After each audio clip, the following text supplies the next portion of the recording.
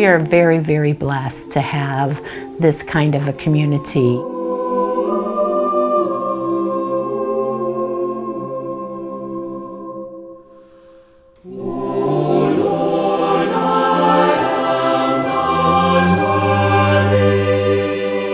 We have so much history of Catholic education here in Quincy.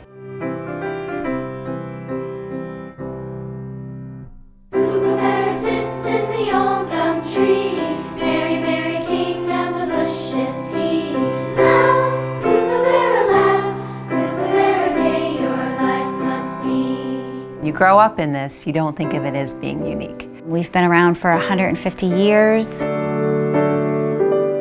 Quincy is such a unique place. There aren't many towns that you're going to find, especially our size, where you can start in preschool and go all the way through a master's degree and Catholic education right in the same community. The history is so rich, it's so beautiful, people have so much connection to it. Born and raised in Quincy, went to Catholic schools. It is a gift that's handed down from parents to children to grandchildren to great-grandchildren. Probably the greatest evangelization tool that we have. And we would love to be around for 150 more years. A recent story in the Wall Street Journal says Catholic schools are losing students at record rates and hundreds are closing. In August of 2019, Father Leo spoke with the QCES Leadership Board. We are at a time in our lives that we can plan for the future, prepare for the future, or get stuck in the past. Father Leo brought forward, or articulated the issue that we do have, that when you take a step back, enrollment continues to decline at the elementary schools across Quincy as a whole, as well as at QND. And again, that is the same trend that the nation is seeing as well. For all schools, that's the heartbeat of our financial stability. I think we're addressing the same challenges that a lot of Catholic schools across the country are. The population, finances, those type of things. A big concern is the financial stability of each of our 4 schools.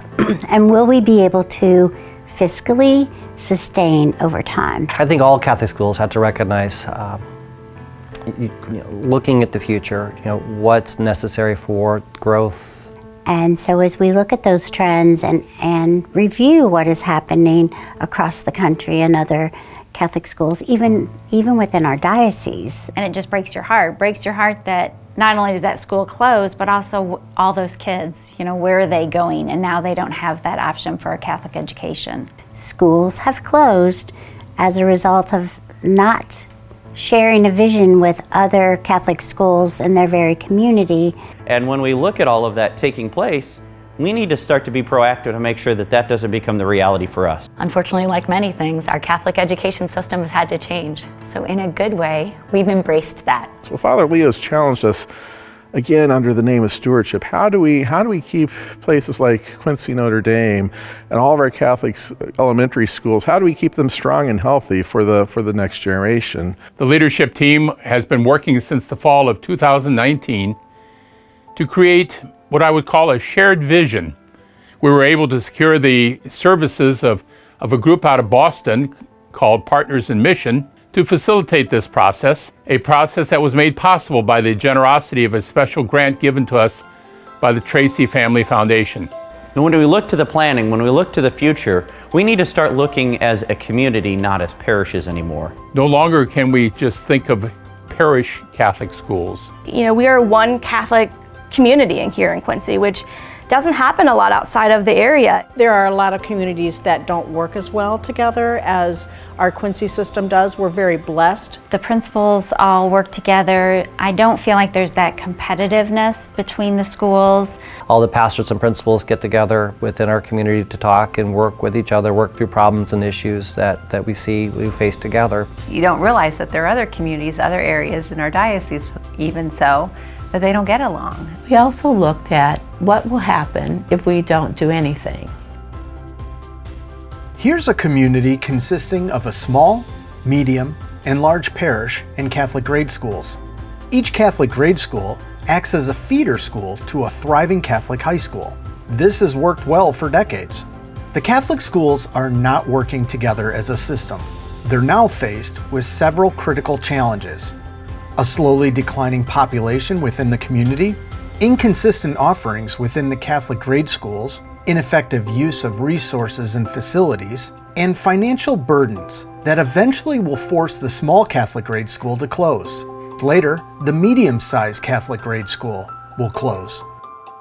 The large Catholic grade school will actually grow slightly, but in the end, it's not enough to support the Catholic high school.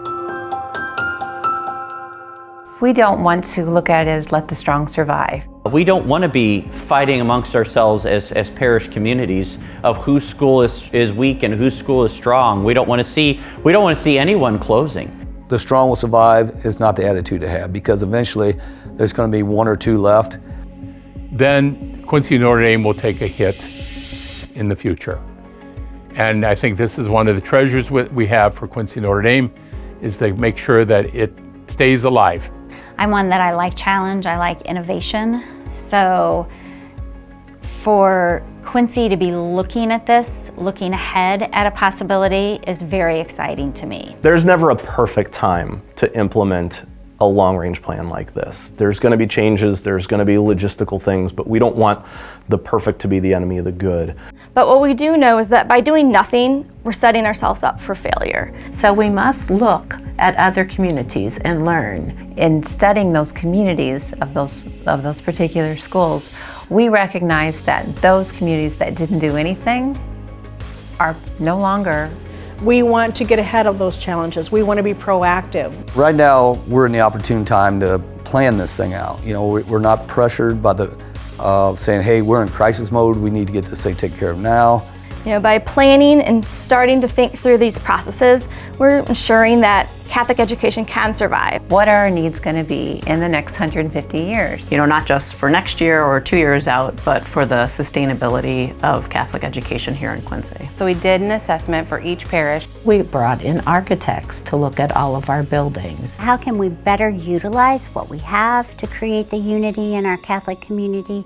We also had our finance committees look across all of the parishes in Quincy Notre Dame at the finances. From a financial side of things, we took a look at each of the parishes, each of the schools. To start off, it was kind of tough because every parish wanted to keep their own numbers to themselves. Taking it through many reviews within the group, many conversations, many revisions. So this process was not an easy one. It was one that took lots of people, lots of time, lots of meetings. There wasn't anything that we left unturned in thinking about how we educate our kids for the 21st century. And that's what we've done for the past 2 years, is just kind of walk through this thing. We looked at every permutation. Came back to the drawing board many times and really tried to get every single option available that would be the best option for the plan. Currently, we have a proposal of a shared vision that includes one Catholic family developing a school system to create unity across our Catholic community. We must re-envision and move away from the parish school model to owning all of our schools in a system. We are not meant to be my parish and your parish. We're part of the Universal Church. We're part of the Quincy community. We're part of the Diocese of Springfield, Illinois. We're part of the Universal Church throughout the whole world. By doing this, we strengthen all of our schools and the future of Catholic education in Quincy. In many ways, we have already been working together, and the idea of coming together with a more specific intent is a tremendous opportunity. Whenever people are gathered together, there's always a question of who governs, who's in charge, who's responsible. It should always be in governance with God and what He's guiding us and sending us to do. Our Catholic schools are just one example of what happens when the people of God can work together.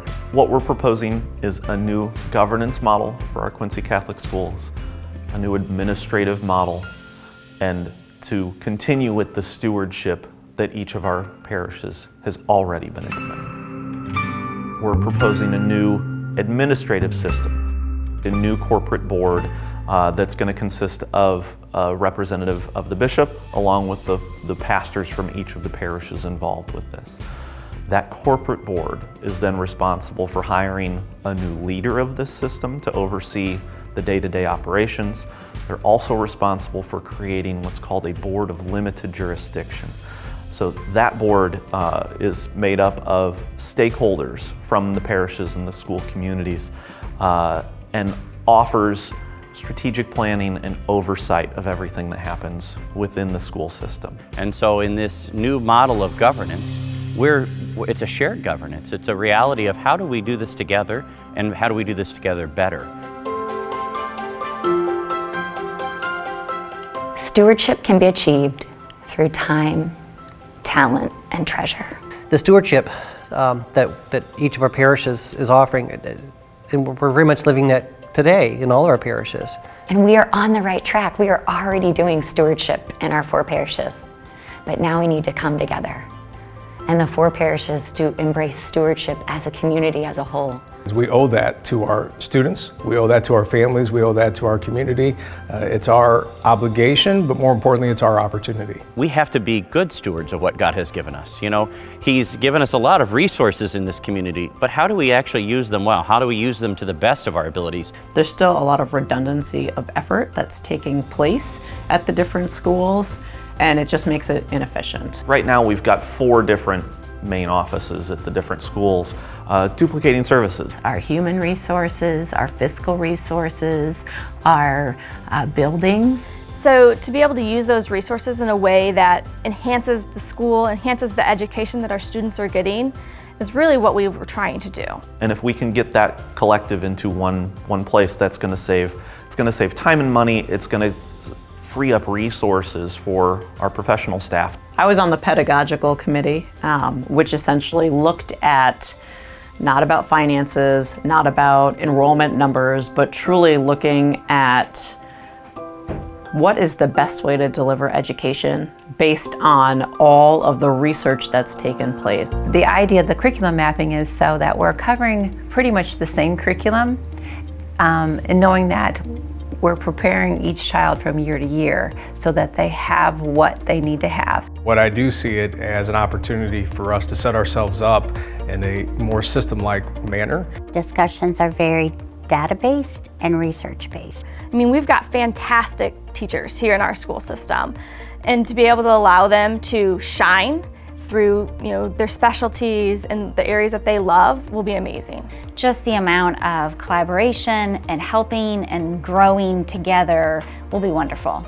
It will help in a lot of the differing struggles that we've had. There's a challenge with the decreasing population of our schools, but at the same time there's an opportunity to harness some of the great things that can happen by evolving to a new educational model. There are many opportunities that we could cultivate and therefore benefit from. Our shared vision was to think, what about thinking from birth? We know that there's a need in our community for daycare for our Catholic families. And knowing that daycare in the city of Quincy is hard to find. From the age of 6 weeks through when they can enter school is an amazing opportunity for our parish families. And so by providing it with our Catholic system would be a great source of comfort, I think, for our families.